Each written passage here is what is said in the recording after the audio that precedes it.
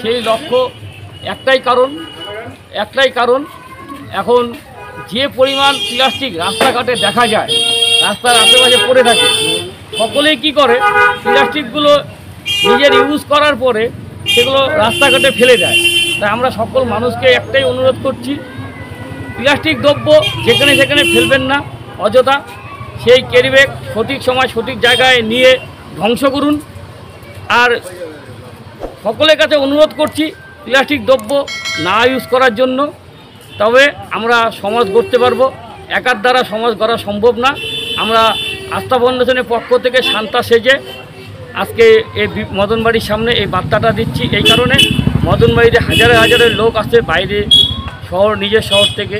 সেই জন্য এখানে ছোটোর থেকে বড় সকলের কাছে বার্তা, শিশুদের জন্য চকলেট, তারপরে বল, এগুলো তুলে দিচ্ছি।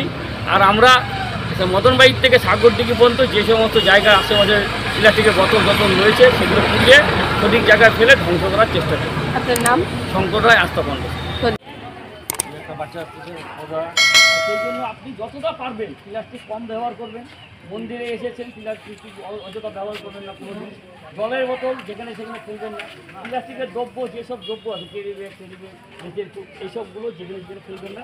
এটা আমার তরফ থেকে বার্তা। এটা আমাদের ছোট্ট শিশুর জন্য একটা ছোট্ট জিনিস। যদি এখনও আমাদের খবরের দর্পণ চ্যানেলটি সাবস্ক্রাইব না করে থাকেন তাহলে এখনই সাবস্ক্রাইব করুন, সঙ্গে বেল বাটনটি ক্লিক করুন আর পেয়ে যান সব খবরের দ্রুত ভিডিও আপডেট।